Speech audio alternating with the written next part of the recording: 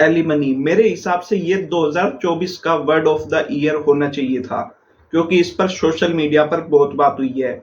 Even 2025 में भी इसमें बहुत बात हो रही है। एलिमनी का मतलब समझा दूं, जब हस्बैंड और वाइफ सेपरेट होते हैं तो हस्बैंड अपनी वाइफ को एक अमाउंट देता है ताकि अलग रहकर वो अपना और अपने बच्चों का खर्चा निकाल पाए। अब ये बनाया तो सही चीज के लिए, क्योंकि ज्यादातर मैरिड वुमेन हाउसवाइफ होती है, तो डाइवोर्स के बाद एकदम से उनको अच्छी जॉब मिलना एक बहुत मुश्किल काम है। और जब उनके बच्चे साथ हो तो एक्सपेंसेस और भी बढ़ जाते हैं। तो ये एक अच्छे कोर्स के लिए ही बनाया गया था। पर अब जैसे केसेस आ रहे हैं, कई लोग इसका मिसयूज कर रहे हैं, जिसकी वजह से आदमी को टॉर्चर करा जाता है और इवन वो सुसाइड भी कर रहे हैं। तो मैंने अभी एक लिस्ट देखी जिसमें इंडिया के टॉप एलिमनी केसेस थे। उसमें जो अमाउंट थे उतना तो लोग कमाने की सोचते हैं जितना उन लोगों ने एलिमनी दे दी। आखिर कौन है वो लोग, आइए जानते हैं इस लिस्ट में। तो छठे नंबर पर है इंडिया के बहुत फेमस डांसर, कोरियोग्राफर, एक्टर और डायरेक्टर प्रभु देवा और इनकी एक्स वाइफ रामलता।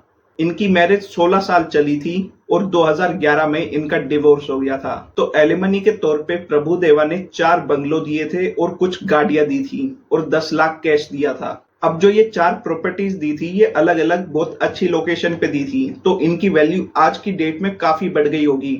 उस टाइम इन सब की वैल्यू लगभग 30 करोड़ थी। और बात करें प्रभुदेवा की, तो उन्होंने दोबारा शादी कर ली है। तो हमारे छठे नंबर के केस ने 30 करोड़ एलिमनी दी है। फिर चलते हैं 5वें नंबर के केस पे, जो कि काफी फेमस केस है और इसी से सोशल मीडिया में एलिमनी की बातचीत शुरू हुई थी।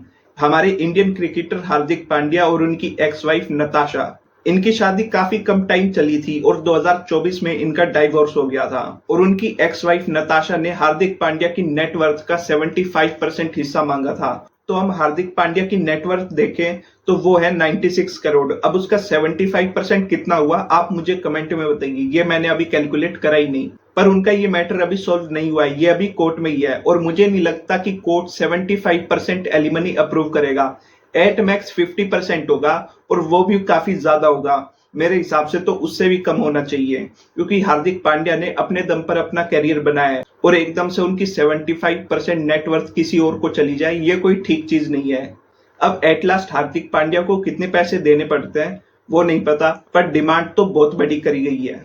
फिर बढ़ते हमारे चौथे केस पे, जो कि था आमिर खान और रीना दत्ता और आमिर खान और किरण राव। जी हाँ, आमिर खान ने 2 बार शादी करी और दोनों बार उनका डिवोर्स हो गया।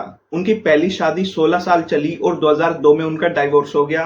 फिर उनकी दूसरी शादी उन्होंने 2005 में करी, जो कि 15 साल चली और फिर उनका भी डाइवोर्स हो गया। अपने पहले डाइवोर्स में आमिर खान ने 50 करोड़ एलिमनी दी थी, ये मैं 2002 की बात कर रहा हूँ। अपने दूसरे डाइवोर्स में उन्होंने कितनी एलिमनी दी इसका कोई रिकॉर्ड नहीं है, हो सकता है उन्होंने ना भी दी हो, पर ऐसा भी हो सकता है उन्होंने दी हो, और अगर दी होगी तो शायद वो कई करोड़ों में होगी, इवन 50 करोड़ से भी ज्यादा हो सकती है।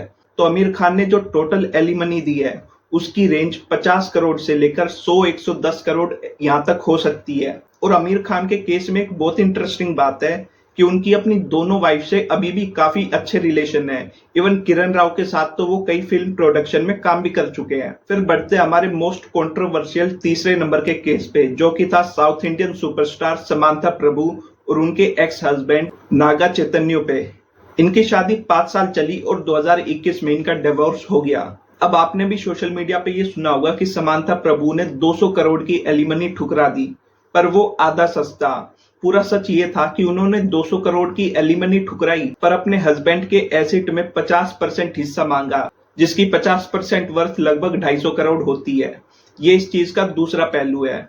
अभी ये चीज कोर्ट में ही है और एक्चुअली में कितनी एलिमनी दी जाएगी वो अभी क्लियर नहीं है। पर मेरे हिसाब से ये मीडिया में पीआर जरूर चलाया जा रहा है कि समांथा प्रभु ने कोई एलिमनी नहीं ली, पर ये सच भी हो सकता है और समांथा प्रभु भी इस चीज को क्लेम करती है, पर हम उनकी खुद की बातों पे भी बिलीव नहीं कर सकते। वो ढूंढने पर भी पूरा सच क्या है वो मुझे नहीं मिला। आपको क्या लगता है कमेंट में बताइए।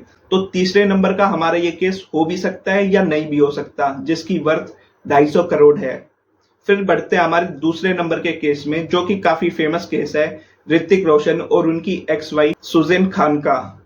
इनकी शादी 14 साल चली और 2014 में इनका डिवोर्स हो गया, जहां पर एलिमनी ने सुजैन खान ने 400 करोड़ की डिमांड रखी, पर उन्हें मिले सिर्फ 380 करोड़, यानी 20 करोड़ का लॉस हो गया। पर 380 करोड़ का प्रॉफिट भी तो हो ही गया।